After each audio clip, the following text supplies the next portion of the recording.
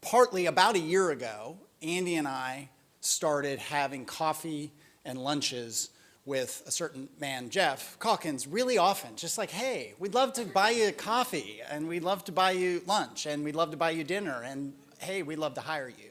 And getting Geoff was huge, and there's a lot that Geoff does, obviously in sports, but also just in terms of what he represents to the community, and to get him to come over, I think some kind of verbal commitment about a year ago, I think, give or take. And so it's my pleasure to introduce Geoff Calkins.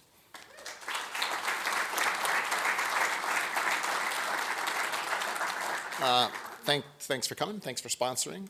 We really do appreciate that. I at one point, right before I left the Commercial Appeal, I got permission to. People say I wrote a book. I didn't write a book. I stapled a lot of my columns together and called it a book. But it was called After the Jump, and it was about the 20 best years in Memphis sports. And at the time, I thought that was applicable. I thought it was, in fact, the 20 best years of Memphis sports and the role that sports had in honestly reshaping Memphis and how Memphians think about themselves. The great thing is I may be able to do a sequel because it only keeps getting better, it feels like. With the World Golf Championships coming here, the Grizzlies having done everything they've done, we now have a soccer team that is absolutely taking the world by storm. Every Saturday night they bust guitars and attendance records, it feels like. And so to have these three here to talk about everything that's going on in sports is a pleasure. The way it's going to work is we're going to have them each come up and say a few words, and then we'll have a Q&A. I'll ask a bunch of questions, but if any of you have questions, we can open it up for your questions as well. I'm going to start with Darrell Smith. He is, you can read about all the things in his bio in here. He is the executive director of what is now called the WGC-FESJC St. Jude Invitational.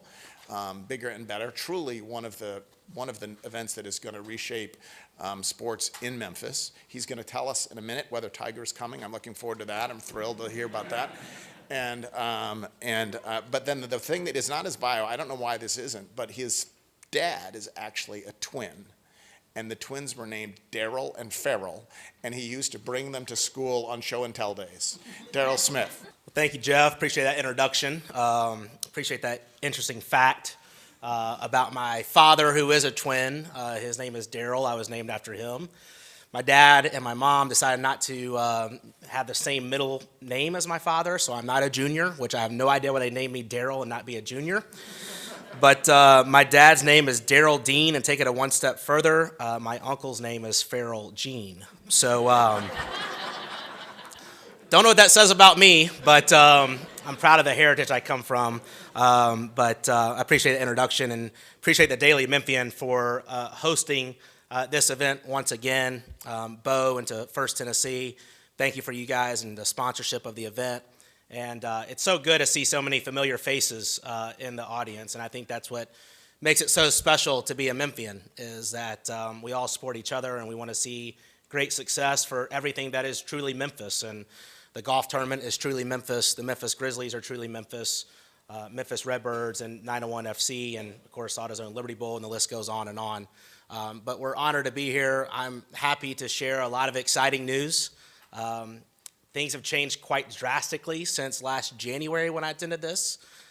We had some exciting news that came online last April, and that was that Memphis's PGA Tour event was going to be transformed into a World Golf Championship. And today I figured I'd just say a few words about the WGC, how it's different, what it means for our city, and what you can expect in about 80 days or so come late July when Memphis's PGA Tour event debuts the World Golf Championships FedEx St. Jude Invitational. I have a little presentation here. You'll see this throughout my presentation, but one thing I wanted to highlight is that we want this event to be about Memphis. And as we get closer to the tournament, you'll see us in our advertising and marketing celebrate all the great things about Memphis, and we'll use the best players in the world to help highlight that.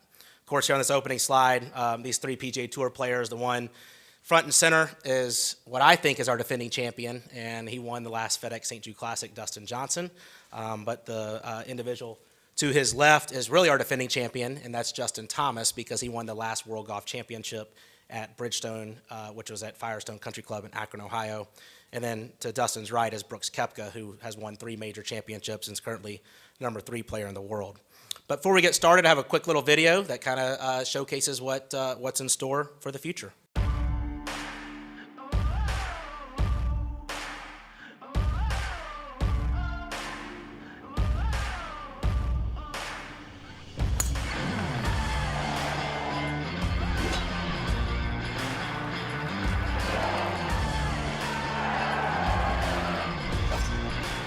It's right behind the majors as far as tournament caliber.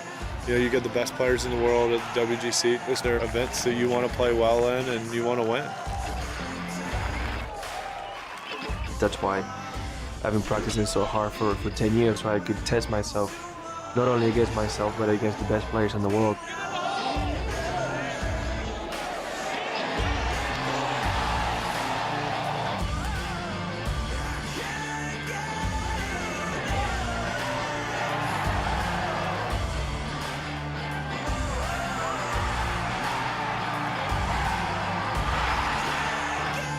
I'm excited to come play this golf course. All everybody does is rave about the course and the tournament, and I'm extremely excited to spend some more time here and be able to go look at the St. Jude Hospital and spend some time there, so it's going to be a lot of fun.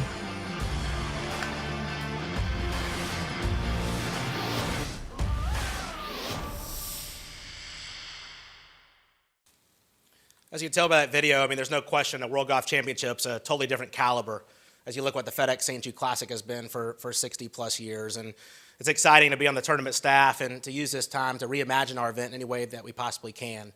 And that's what our focus is. And what got us to this stage, and something that we talk about in our office quite a bit, is that this just didn't happen overnight. This was 6 decades in the making. 60 plus years of the FedEx St. Jude Classic, one of the longest continually operated events on the PGA Tour, got us to this platform where we can have a WGC. And there's no question, without great corporate support, it wouldn't be possible. Without the great success of the FedEx St. Jude Classic, it wouldn't be possible. So all the things that we've been able to accomplish at the FedEx St. Jude Classic, we want to continue to amplify those things. We want to take what's great about Memphis's hometown event and amplify that all throughout tournament week in the WGC. And we also want to use this to reimagine the event and think of new things that we can possibly incorporate during tournament week, which I'll share a little bit more later on in the presentation. But you know, it's 2 great points of pride for us in FedEx and St. Jude. There's no question that we have the most important sponsor on the PGA Tour in FedEx. We have the most recognizable charity on the PGA Tour in St. Jude, and we'll continue to amplify those things as we move forward. Real quick, thought it might be informational for you guys to know what is the difference between the WGC and a FedEx St. Jude Classic. As Dustin Johnson said in that video, it's right behind the majors. As you look at the caliber of event, there's 4 major championships. The second one of the year will be played in 2 weeks at the PGA Championship in Bethpage Black. Then it's followed by the U.S. Open, which will be at Pebble Beach, and then it'll follow by the Open Championship, which will be in Royal Portrush, Northern Ireland.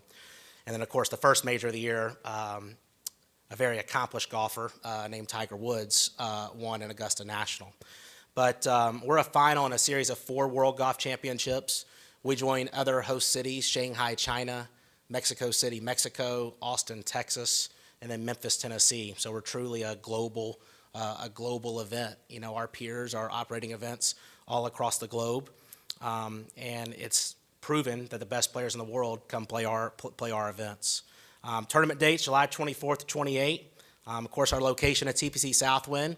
We moved to Southwind in 1989. It's been our home ever since. It's a fabulous venue for us. It's owned by the PGA Tour. They can put dollars into that and invest in that facility, unlike any other facility we have in Memphis, and it's a benefit for us. Our purse takes a drastic increase. In the past, we've been a $6.6 million purse. We're getting elevated to a $10.25 million purse, which puts us in the top 10 purses globally in professional golf. And what that means is just what the caliber of play inside the ropes. So we're excited about that. We're excited about the different World Golf ranking points that are available. The broadcast will be on CBS and Golf Channel. We're broadcast in 227 countries and territories. Over 1 billion households will see Memphis, Tennessee come late July with the best players in the world. The format, it's stroke play and 4 rounds of competition. There is no cut. What the biggest change with the WGC is that we used to play with the FedEx St. Jude Classic.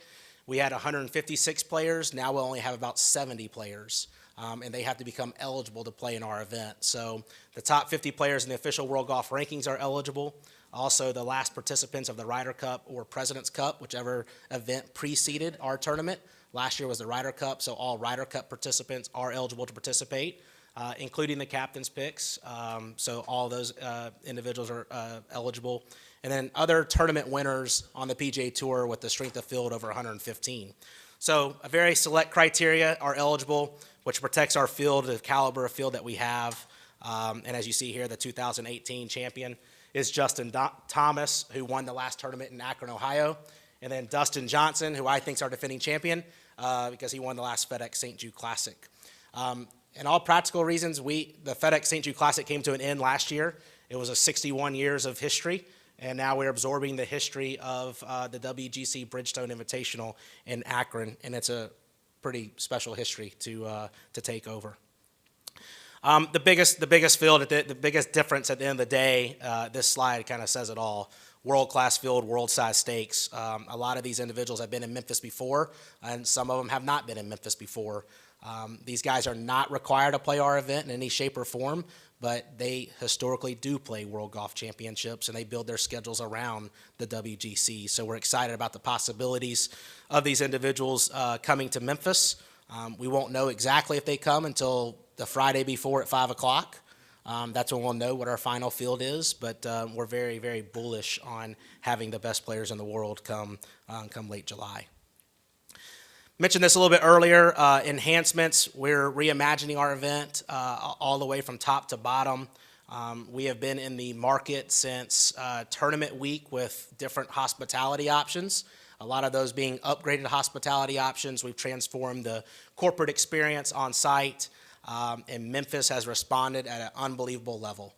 I was very bullish on Memphis. The FedEx St. Jude Classic was extremely successful financially and charitably, but Memphis has responded to the WGC era in a huge way. All practical reasons, we're sold out of hospitality, and that's a problem. That's great. It's an accomplishment.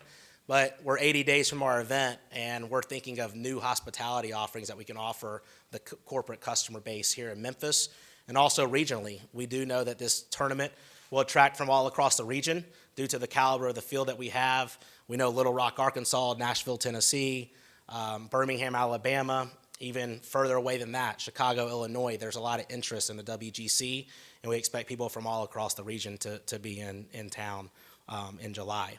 A reimagined on-site experience. We want it to be more than golf. We've always wanted it to be more than golf. We're going to double down on that. We're going to have different food and beverage offerings all throughout the golf course. We'll celebrate Memphis barbecue with an idea called The Pit. We're going to partner with Andy Ticer and Michael Hudman to have an Andrew Michael collection on site. We'll have the most famous and most well-known food trucks from Memphis on site. We definitely want people, when they come on site, they'll see the best players in the world, but they'll also have a great experience outside of just the competition. You'll see more covered bleachers. Our date is in July. History shows it can get a little warm in July, so we want to make sure that our spectators have tons of options as far as viewing golf, and we'll have covered bleachers on site. We'll have more open to the public venues, and you'll see a whole new look and feel. You've seen a lot of purple in the past with the FedEx St. Jude Classic. That will be reimagined. It'll have a different look when you come on site. We'll have a new sign package, all those things that go with the new branding platform. FedEx Forum Friday night concert. Some of you might have seen that, but we want to celebrate the tournament all throughout the city. We'll be at FedEx Forum on Friday night of tournament week with a concert. Jake Owen and Hunter Hayes, our friends at St. Jude, are producing that event, but we'll have a lot of action down at FedEx Forum on Friday night and Tuesday night. Youth policy, we have one of the most well-liked youth policies in all professional sports, that kids 18 and under are free with a ticketed adult. So we want everybody to bring their family out, enjoy the entire week, enjoy the best players in the world, and have something good to eat while you're there. Community and charity, this is important to us. We have a long-standing relationship with St. Jude, and we want to continue that. FedEx has been involved with the tournament now for over 30 years. We were their very, very first sports marketing endeavor back in 1986, and we've been proud to keep them involved in some shape or form ever since then. We've raised $43 million for St. Jude Children's Research Hospital. We want to grow that number by a big amount every single year. Whatever we can do to, drive awareness and funds to St. Jude, we're going to continue to do that. 1,600 volunteers working approximately 20,000 hours. It's funny, I had a lot of volunteers call me after we announced the WGC, asking if I'm going to need their help anymore. And I told them, hey, we don't have a 767 coming in town with a bunch of volunteers from Akron. We're definitely going to need every volunteer that we've had. So the volunteers that have been supporting the FedEx St. Jude Classic are extremely excited about what's in store with the WGC. And then, of course, a significant economic impact. We're expecting it to grow by a big number from what the FedEx St. Jude Classic is. Early estimates are $40 to $60 million of economic impact of the WGC, which we're extremely excited about, and how we can celebrate Memphis and bring a lot of eyeballs to our great city. Leave you with a quick quote from Justin Thomas. We really set ourselves apart with other PGA Tour events and how we incorporate our charity.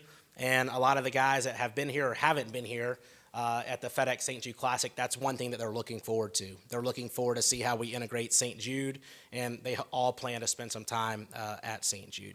So with that, I think I'm going to close with a quick commercial that you'll see on the Golf Channel and CBS and NBC, and then I'll turn it over to back over to Geoff.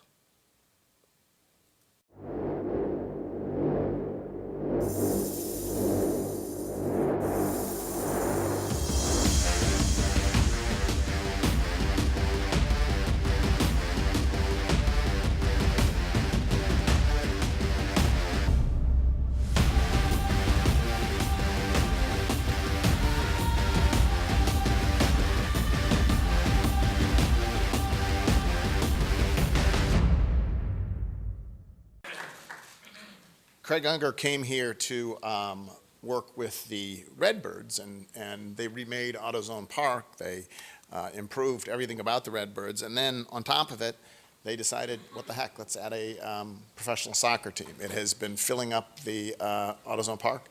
It has been a wild success. He does not have any rhyming uncles, so I can't tell you about that. But Craig did skip second grade, and so like a good baseball player, he went from first to third. Craig is up. Thank you very much. Thank you to the Daily Memphian. Thank you to First Tennessee for having us out here. Thanks to Geoff for that great introduction. I had never used that baseball analogy on that first to third thing, so that's a good one. I'm gonna steal that. I'm gonna use that going forward. I'll try and keep this brief. I know we're anxious to get to the Q&A, so we can all ask Darrell about Tiger Woods. But yeah, it's been an interesting ride for me through coming here about 6 years ago as what was a rescue mission for the Redbirds. And now today to taking to what we've, sort of revitalized AutoZone Park, and now, adding soccer there, which has had some early success. I like to show this here is when we look at AutoZone Park, and I'll talk a little bit more about this in the future, is that of how we looked at adding soccer here, of what it means to downtown, what it means to AutoZone Park to have more things in here. This is also Exhibit A in my wife's divorce proceedings against me. All of those colored boxes are games that we're at and we're working, and the staff is there. And what's nice about it is when you look at sort of the history of the Redbirds and, averaging 8,000, 8,500 people or so on Saturday nights, is that when we added soccer to the mix, we added 15 more Saturday nights, 17 total home games. We had 2 Wednesday nights, one a couple weeks ago against Atlanta, which was on ESPN. But we added 15 more Saturday nights, and within this now we have 26 Saturdays that activity is going on. So half the year at AutoZone Park is happening, and we will be announcing a 27th event related to soccer in the very near future of a friendly that we're going to be hosting on one of these open nights which our staff is going to be really excited to hear about as well. That it's one more Saturday. But that's from the economic side, and that's what we're here to talk about today, is that's where this really made a lot of sense. Was the economics of bringing in soccer and doing something with soccer. It was a little bit of a vertical integration into AutoZone Park. As you see here, the baseball setup and sort of a similar picture from the soccer standpoint. With AutoZone Park, we've still been fortunate on the baseball side to bring in the Cardinals and had sort of every 2 years or so to have the Cardinals come down and play. We will be hosting for the second time, and we're the first group in the modern era of the national championship game, the AAA national championship game, to host it for a second time, thanks to really the support that Memphis did. It was a Tuesday night in 2016. We had Scranton versus El Paso, and had about, I think, 7,500, 8,000 people showed up to watch the national championship game, which was broadcast on NBC Sports. Just announced today, Fox Sports 1, FS1, will be televising the national championship game, which will be this September at AutoZone Park. And we hope in that game this year, the Redbirds will be back to defend their national championship title from last year. From soccer, obviously added a tremendous amount of excitement downtown. Has been really interesting from us in terms of this facility operation, which I'll talk a little bit more about in a second. But the number one question I get on this picture is the field conversion, of how do you do it? So we wanted to include this here. You can see the one goal there about where third base is. The other one is just outside the picture here in right field. And, we sod over the entire infield. We take out about an inch of dirt from the infield. We dig out the mound and put sod over the top of the entire infield to create a very uniform playing surface. And the goal was there is to really bring the soccer pitch, if you will, as close as you can to the fans. That is what soccer is about when you go to Europe, when you go around the world and watch it. Our group, also Peter, myself, and Tim Howard, who's in our group, we own a team in London as well. And when you go over there and you watch soccer in the UK, which obviously that's just a totally different level, it's about being as close as you possibly can.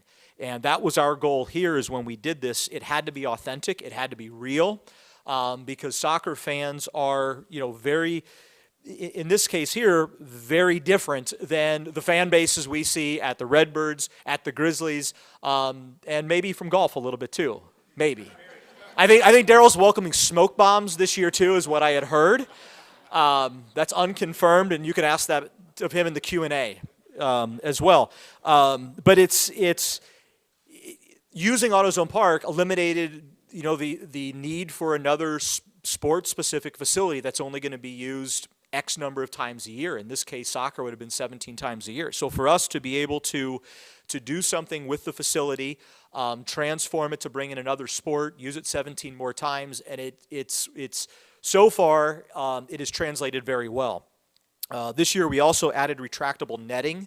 Inside there we enhanced the netting for the baseball side, where the protective netting goes down to the ends of the dugouts from first and third base. So additional seats for baseball that have protection from the netting. But the other important part was we wanted to make that where it disappears for soccer. So if you come on Saturday to our match, the nets are gone. And again, the goal there was to be able to create something very authentic, and you don't see the remnants of baseball. And if you go there too, is we even cover up the outfield wall from center field all the way to the right field pole, so that you don't see the same things there. You eliminate some of those markers for home runs, and we tried to get rid of the foul poles. It doesn't work quite as easy. But really, we wanted to make it as close as we could to a soccer facility. Operationally, we've been dealing with some challenges as well, is that we also had to learn how does the facility operate differently from a baseball game. Baseball is a fabulous social sport. You come in, games are 3 hours-ish long, but you walk around during the game, you get up, you get beer, you get some barbecue nachos, you move around. Soccer's a bit different. You know, it's a 45-minute, 2 45-minute halves, 15 minutes at halftime, and the fans come in, they sit down, they sit for 45 minutes, and then 7,000 to 8,000 people all get up and go to the bathroom at the same time and all want a beer at the same time. I got absolutely chewed out on this past Saturday from a fan who had to, you know, he missed the first 3 minutes of the second half. He might be here today. I'm kind of just scanning around here. I was sitting in the suite, and he like leaned over. He goes, "You're the guy I need to talk to," and started going at me because you don't want to miss any of the action. It's a 2-hour experience. You come on Saturday, games at 3:07 will kick off. You'll be walking out the door at 5, guaranteed. There's no overtime. There's no, hey, the 9th extra innings. None of that happens. So you're out the door at 5 o'clock. It is 2 hours, and it's 2 hours of craziness of, you know, smoke bombs and singing and chanting. And if you haven't experienced it yet, I encourage you to do so. It is very, very different. As I said, the early returns have been good. Currently, we're 7th in average attendance in USL. You know, we are in being an expansion team. That's what we were. We had an expansion franchise. There's no expansion draft.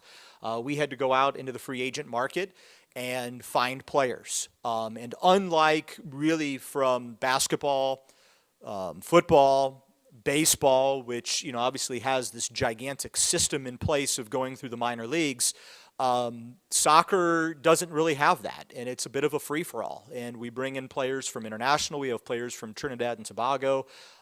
We have players from England. We have players from all over the United States. But the other part, too, is much different than baseball, is these are truly professional, and not that they're not in baseball, but they are signed to contracts with us. So from that standpoint, is we operate on the soccer side, unlike baseball where all of the players are under contract with the St. Louis Cardinals, and the Cardinals control their movement up and down, and that's why players don't stick around.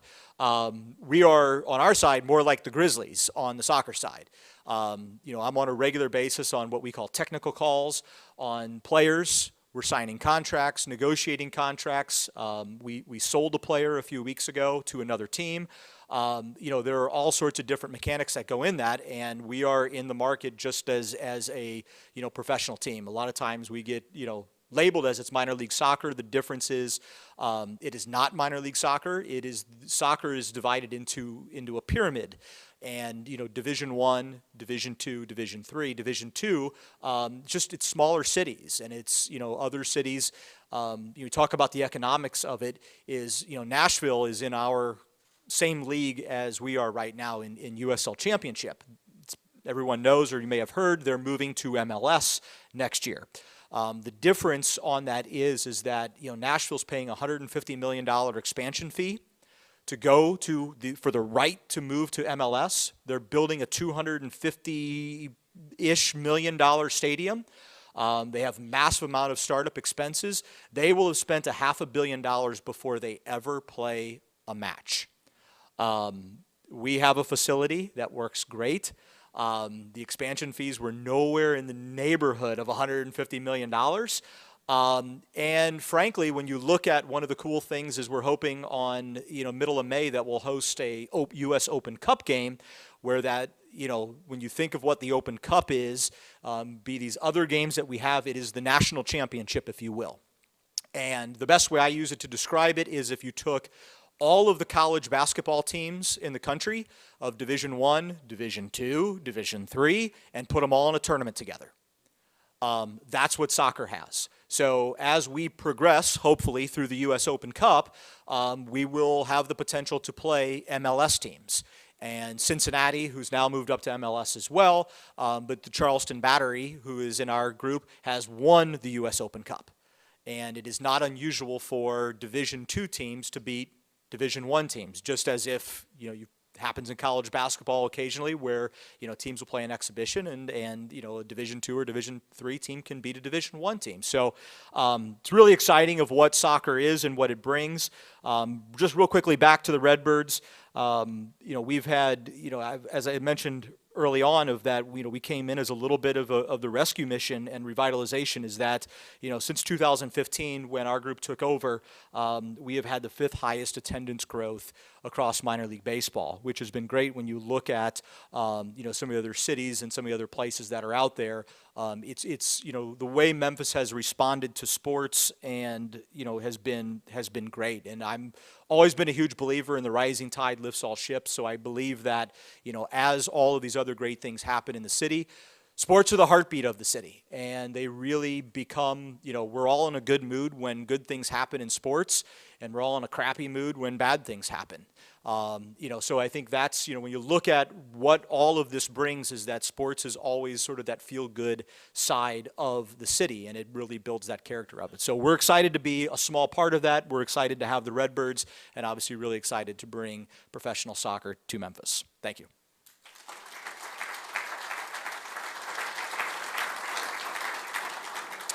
Thanks, Craig. Jason Wexler it's funny how you look at how people get into this. Darrell actually you majored in sports management, right? Craig majored in audio production, which of course natural fit. He ended up in Memphis at least, he did in the right place. And Jason majored in architecture as an undergrad, which is good because he's going to rebuild the Grizzlies now, and he's going to come up here and he's going to tell us who's the new coach. So we expect that. Jason. Thanks, Geoff. Thanks to Daily Memphian. Thanks, Bo and First Tennessee for sponsorship. Part of what's really fun listening to all this and hearing what Darrell and Craig are doing is, watching how much everybody is elevating their game in Memphis across the board in sports. I mean, I started in April 2013, so just over 6 years ago. And just seeing how every single sports institution has raised the bar for themselves and for each other over the last 6 years has been terrific. And, part of what's nice is it really is a rising tide mentality. We work with Craig's group, one of the most popular, I think, and limited items of gear you see around town is that Redbirds, Grizzlies joint jersey for benefit for charity. Darrell's, they're hosting an event at FedEx Forum as part of the golf tournament. We're going to be out there. We are all really trying to work together to elevate things. In terms of economic impact and, thinking like an architect from an urban planning perspective, what they're doing, what Craig and them are doing at AutoZone Park and bringing more use to it on a daily basis or a regular basis is so important to downtown. What we're doing is so important to downtown. But I think what, kind of gets lost sometimes in the bigger picture is how much other stuff happens as a result of that. So for example, right now, I know it's been in the paper a lot recently, you had the $950 million projected investment in Union Row. But what folks haven't thought about is Union Row is anchored on one side by AutoZone Park and on the other side by FedEx Forum. And so, if those two projects aren't there and those two teams aren't well run and we're not filling those buildings, does the rest of what's been happening downtown actually happen over the last, 10 to 15 years, and it's accelerating with pace. So I think there's a lot of things that we don't think about directly attributable to sports and the venues that we run and we operate, but are actually extremely attributable to it. I don't have a formal presentation, so I'm just going to kind of talk about a few of the things that we're focused on at the Grizzlies and at FedEx Forum on a going forward basis and areas we're trying to wrap our minds around. One of the things we're focused on is platforms, which is a function of where we are today in a media environment. There are, in the last 5-6 years, the number of places where you have to reach your fans has metastasized, right? You've got all sorts of media options. You've got, linear, over the top, digital. You've got all your social media platforms.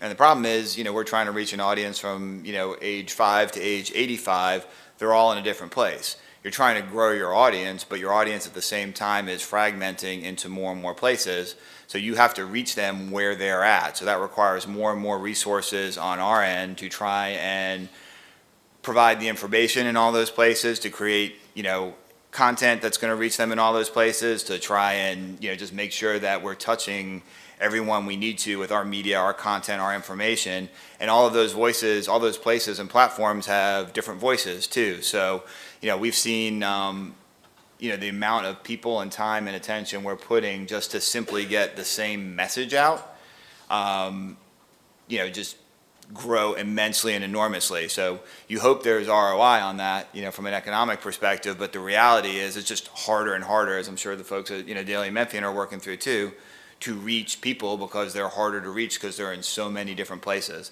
So that's a big area of focus for us.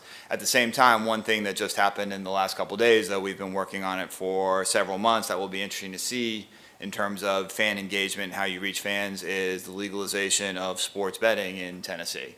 So that passed, we're the only state that passed it on a mobile-only basis, so there's not brick and mortar. There's a bunch of states that have passed it that are brick and mortar, not mobile. We're mobile, not brick and mortar. The governor has indicated that he's going to let it pass into law without his signature, so that takes a couple of weeks before it becomes officially official. But it's going to be really interesting to see. That's important from an economic development perspective for Shelby County and for sports in Memphis.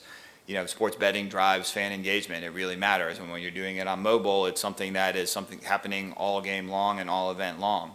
So, from our perspective, it's important that if we've got a Saturday night game in November, that folks who are interested in betting SEC football can still come to our game and be able to bet SEC football, but be in the building and enjoy, the Grizzlies at FedEx Forum. It's not a either-or situation, and that was a concern. So we appreciate the state legislature and the governor for, letting that come into fruition. But it's going to be interesting to see what that means from a fan engagement, how you reach people, platform perspective, and we're already, working on that from a content basis. Within the arena, we're always trying to do more and better for the fan experience. One thing we've found in recent years is that all-inclusive products are really drive a lot of interest among our corporate season ticket holders and our regular fan season ticket holders.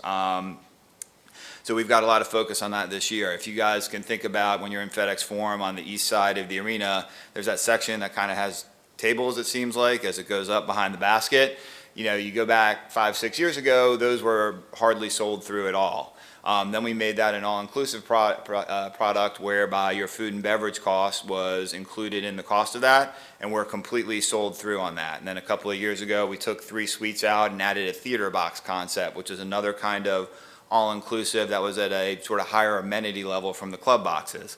So we're going to be expanding on those concepts. We're going to expand the all-inclusive food and beverage area.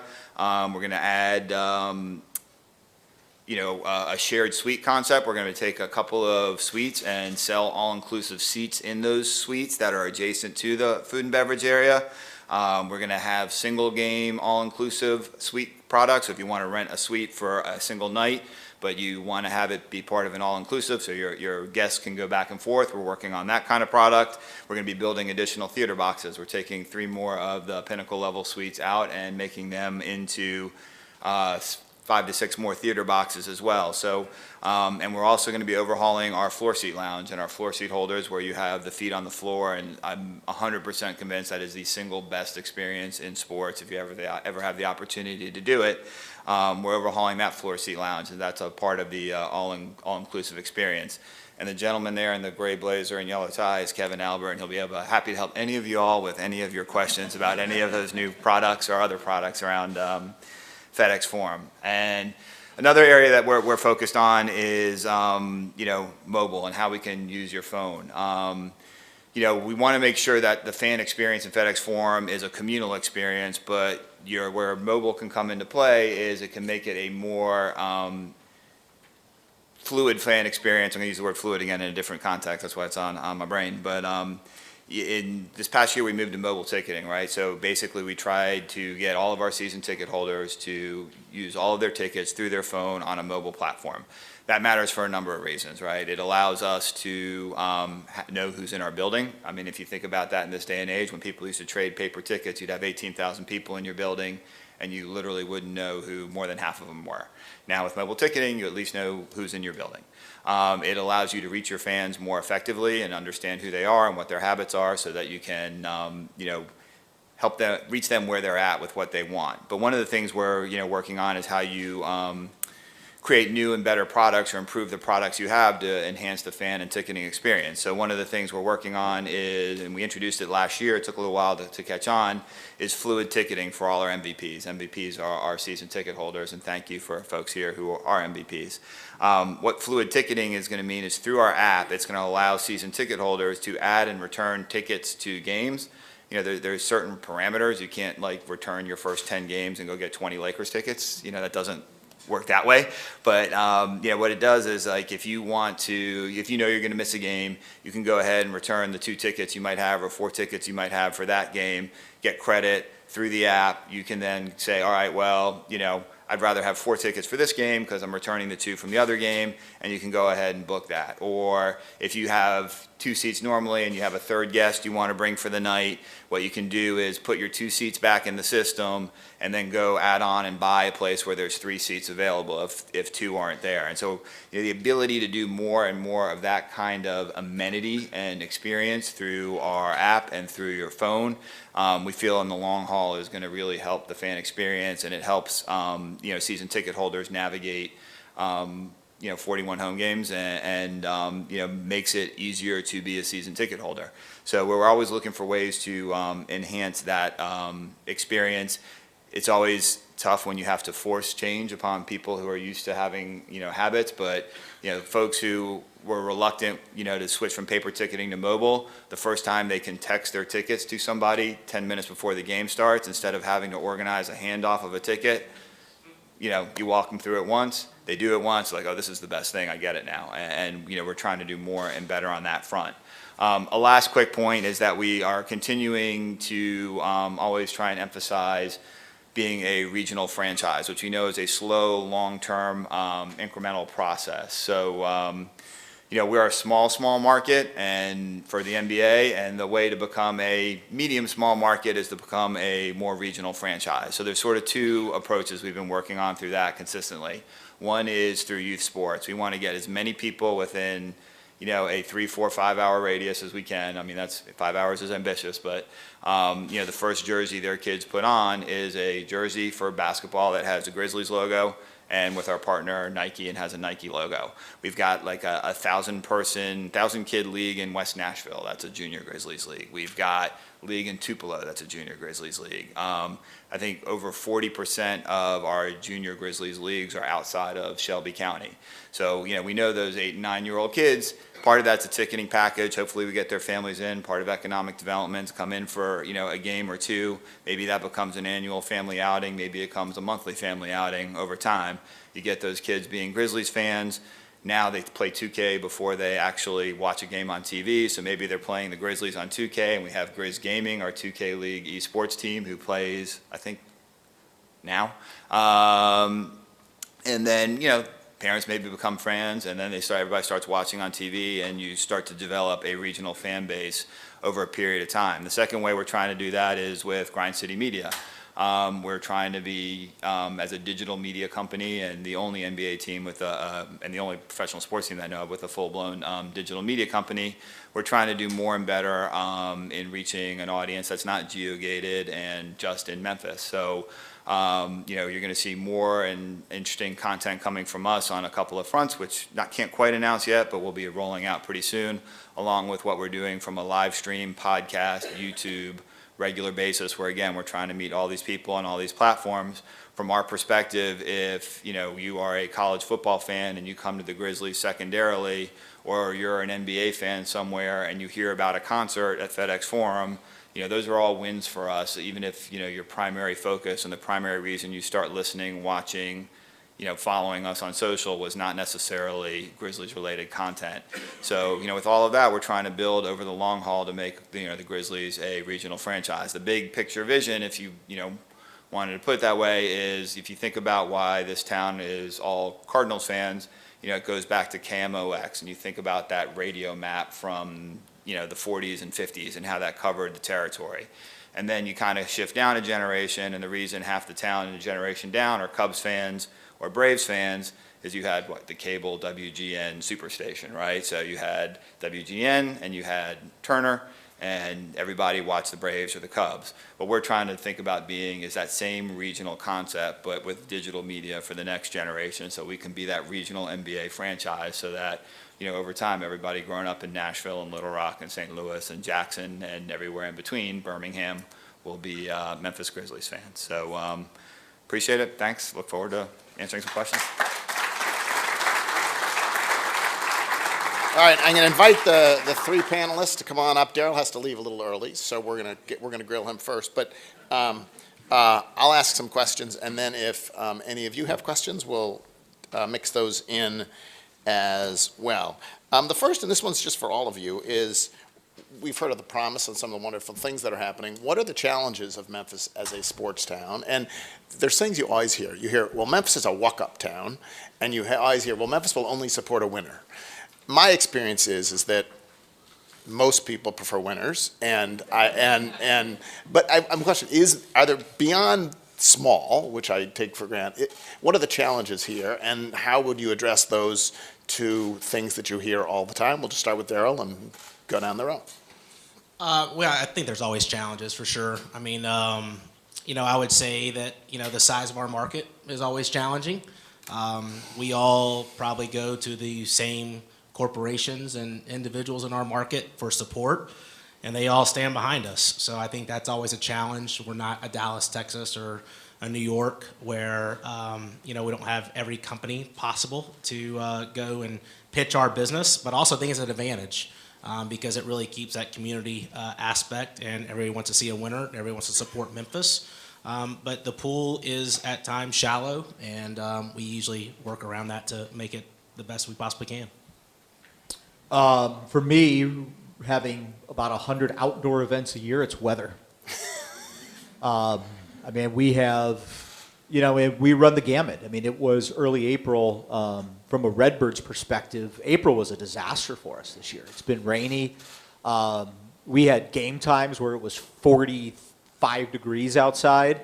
You know, and then fast forward 2 months later, you know, Darrell's talking about adding shade and stuff for fans, and we'll have, you know, we're going to go through, you know, the one thing on that calendar is we run April through October.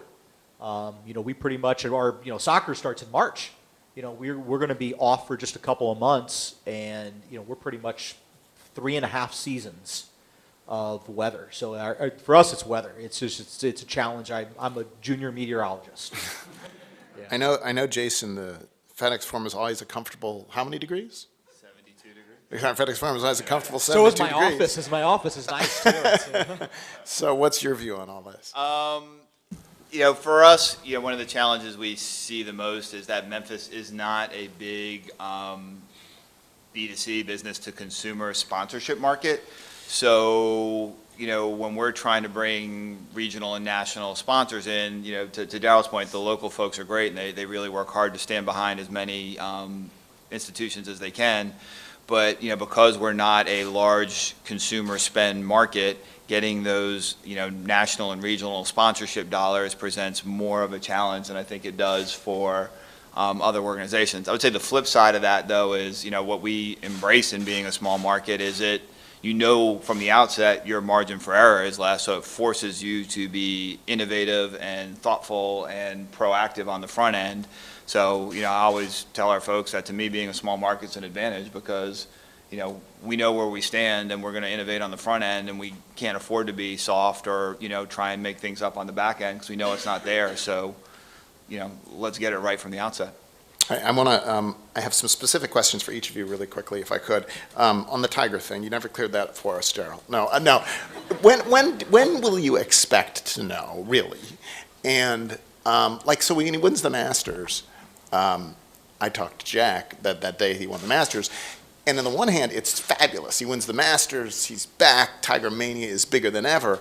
On the other hand, it raises the stakes in a little bit because you're going to have every world-class golfer in the world here, and yet if there's no Tiger, now that he's back, it'll be sort of seen as a letdown. How do you go through that? And then, by the way, how do you get Mark Cuban's is it a 767? Yep, you're flying you've got Mark Cuban's 767 to fly them back from England. Is that right? That's right. Yeah, so I haven't talked to Tiger in a while, so I don't really know what his plans are. But As it relates to Tiger Woods, Tiger's eligible to play the WGC-FedEx St. Jude Invitational. He became eligible he was actually eligible prior to the Masters victory, which I don't think everybody knew that. He was eligible because he was a captain's pick on the Ryder Cup team in France. So he was already eligible to play. But when he did win the Masters in the fashion that he won the Masters, there's no doubt that created a lot of interest. The schedule on the PGA Tour is so different this year with the major championships, now with the PGA being in May. So you're seeing a lot of changes on how guys go about their schedule because there's one major championship a month starting really in March with the Players' Championship. So there's one event, there's 4 weeks, so they're all going to play that one major for the most part. So I think people are still trying to figure out their schedule. I do expect, like I said in my presentation, our players have until 5 o'clock local time, the Friday before our tournament week, to commit. So you really don't know your final product until it's tournament week. I imagine if Tiger Woods decides to play, we will have some indication prior to that he is interested in playing, but he has up until that very, very last minute on Friday at 5 o'clock to decide if he's eligible to play. Now, history's on our side. He plays the World Golf Championships. He's won in Akron, Ohio at the WGC Bridgestone, several tournaments. He's been on record saying that he played a lot last year in order to get qualified for World Golf Championships. So we know where they are in his, prism of thought of that he wants to play in major championships, World Golf Championships, and the FedEx Cup playoff events. We are using Mark Cuban's 767 from Northern Ireland and Memphis are not real convenient to each other, so we need some help in getting those guys back to the United States. We've operated charters for a long time, though. I mean, we've been the week before the U.S. Open, and we've had a charter ever since we had that date, basically. So we've taken guys to Pebble Beach, to Seattle, to Milwaukee, wherever the U.S. Open was, we always had a charter. Knowing it's in Northern Ireland, we wanted to make sure that there is no excuse at all of I can't get to Memphis. Well, we'll get you to Memphis. And that's a huge help for the players. I mean, what's helping for us on that side is most times when they play the Open Championship, there's not an event on the European Tour the following week. So most of those guys are trying to get back to the United States. And I think the most important thing is that the best players in the world, they play their golf in America. The PGA Tour is so strong with the competition that all of these guys want to play in America on the PGA Tour. I mean, Rory McIlroy is forfeiting European Tour membership, or did forfeit European Tour membership, and then now they're trying to see if he might regain it. They're not really sure, but they want to play in America. So our proximity to the end of the season, FedEx Cup playoffs, we know that the plane will be full coming back across the pond for sure. Okay, a couple real things though. The seersucker jacket, gone? We will not have a seersucker jacket. Okay, that's you. The hush y'all signs? Hush y'all will remain intact for sure. And the key question, and Stanford really blew this one among all the other things they did. No, the Pronto Pups. Will the Pronto Pups be on the? Pronto Pups will be on site. So we got all those handled. Those are the big decisions, but we got them handled. We'll move on. We'll move on to Craig. Boy, speaking of food things, you once got it because the rendezvous nachos weren't no longer. Like, what was that? Take us through the rendezvous nacho crisis that unfolded there at I wouldn't call it a crisis. I mean, that makes it sound like a whole different backlash. level. There was a backlash. There was a little bit of a backlash. It was. Look, I think when you look at sort of food and concessions and everything else, there are a number of mistakes that happened when that went down. One, we switched concessionaires. We built a beautiful building out in right field that has, and I tell the story all the time, and it doesn't matter. I mean, it's like air just comes out of my mouth and goes nowhere. That has the same smoker in it that Central Barbecue uses. And we talked about local barbecue, and ours was 345 feet down the right field line. Right. But we missed on it locally on it when it was brought in. It was a bit of a controversy. We brought him back, and that was, the important side. I mean, the barbecue nacho was born at AutoZone Park, and that was something that was not lost on us. And look, I'm always the first one to raise my hand when we say, hey, we screwed up and we made a mistake. I'm not afraid to say that. So it's yeah. What's the health of the? I mean, there's so much focus on the soccer team, and it's been so well received. There's less on the Redbirds, and you talked about the growth over the last few years. Are the Redbirds healthy, as it were? Are they? Yeah. I think baseball, especially minor league baseball, has seen a tremendous uptick over the past couple of years. It's the local side of it. Minor league baseball does an outstanding job of really connecting, and this is in all markets. I'm talking sort of globally throughout. Minor league baseball is traditionally do very well connecting with their local communities. Just like Jason said, is like, one of my goals when I got to the market was connecting. There wasn't a big relationship with the Grizzlies, if one at all, was connecting with them. Darrell and I had breakfast 2 weeks ago, was connecting with the other sports teams, being around in the community, doing things. So, baseball it's our bread and butter. It's what AutoZone Park was built for. So I think baseball's great. For us on adding soccer was, as I mentioned in the presentation, that for us it was a bit of a vertical integration. When you look at baseball will always be the foundation. Soccer gave us 17 more openings. When you think there's 12 Saturday nights that we have, the Cardinal exhibition game, 4th of July, we still have 14, 15 nights of baseball that will have equal, or if not more, than what soccer has brought in. So I think that's not, and then plus there's just, there's a huge number of volume of games. And then the integration of that is that when we have a facility that we're operating, we don't need a second operations staff. We don't need a second box office staff. All of these things inside there, it actually, adding soccer has made the Redbirds more efficient. It has made AutoZone Park more efficient. So that was, another reason why we did it. And when you look at the fan bases, too, there's single-digit percentage crossover in the audiences that we have seen between baseball and soccer. When you come to a soccer match, it is very young. It's multicultural. For us, it was an opportunity from when you look at the sports pie, if you will. The challenge is always in any economic situation when you're entering any sort of established arena is typically the pie doesn't get bigger. You're just slicing it a different way. Soccer for us was an opportunity to actually potentially grow the pie by reaching an audience in Hispanic, Latino that is not being reached at all potentially throughout sports in a lot of different markets, not just here. And that is something we've been spending a lot of time on. It's something that has been a huge driver for us. We have a full-time Spanish-speaking person on staff. We do press releases in English and Spanish. We have a partnership with the Spanish radio station with the ESPN Deportes.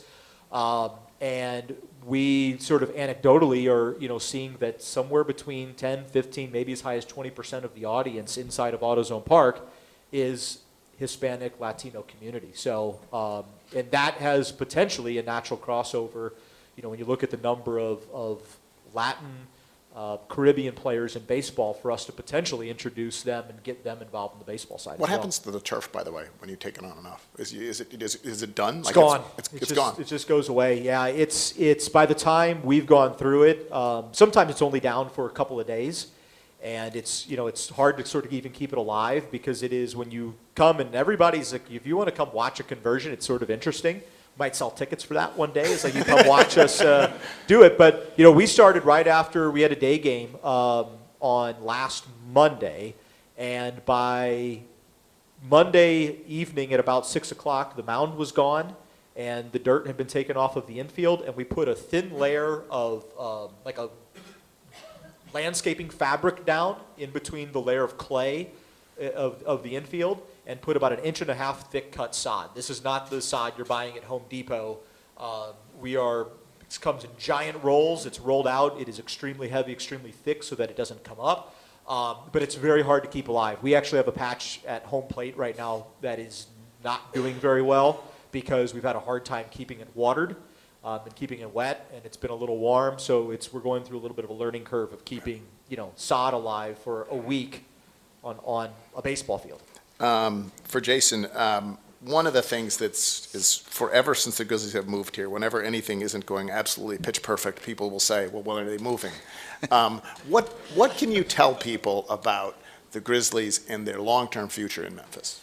Yeah, that's so that question's sort of been, or when people say that, it's kind of the bane of my existence. I get very frustrated by it, and have, we work very hard to try and eliminate any doubt on that front.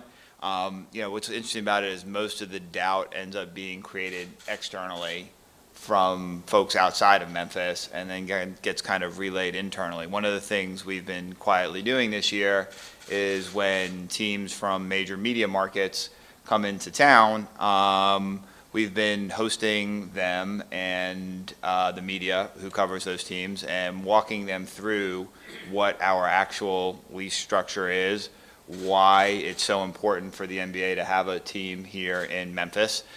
We show them our broadcast map. We have the largest geographic footprint of any team in terms of our broadcast, 7 states.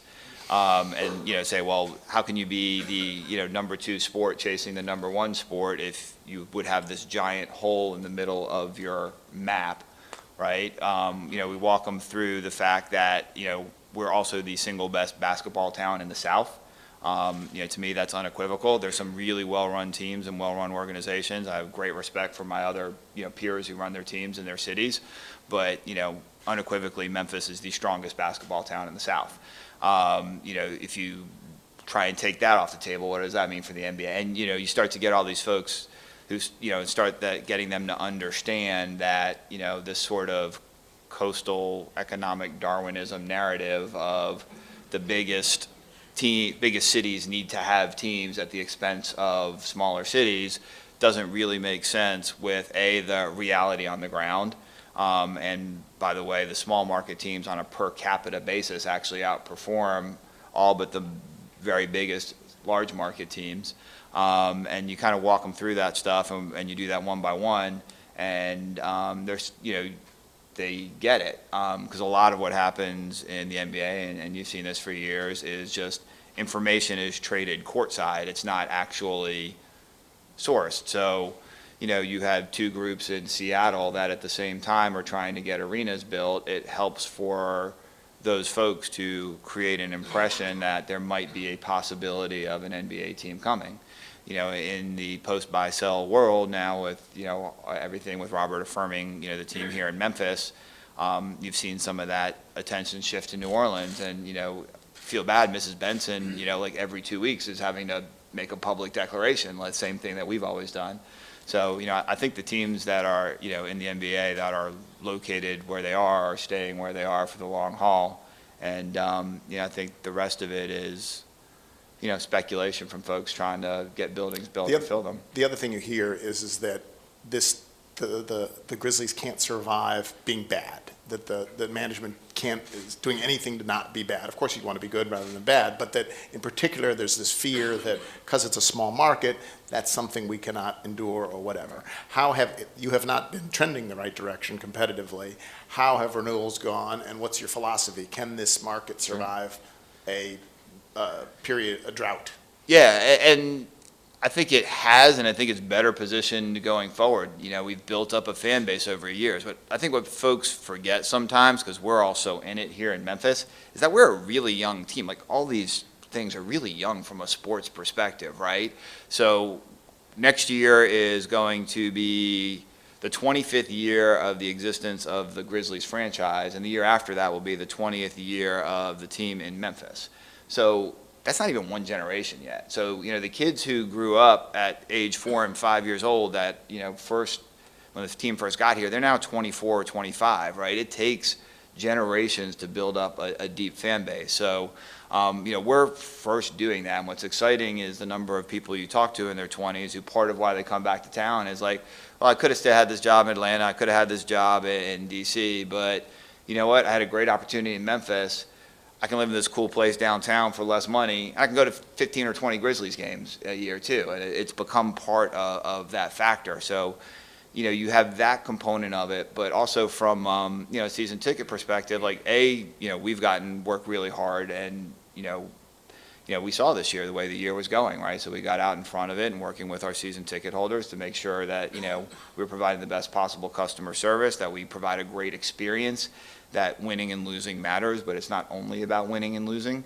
And we found our renewals are going really strong. We don't expect to lose, any of our season ticket base from last year to next year, based on where we're at with renewals and new season ticket sales. And you can't say that of most markets. So I think what that, shows is we've established a high baseline floor, assuming a reasonable level of performance on the court.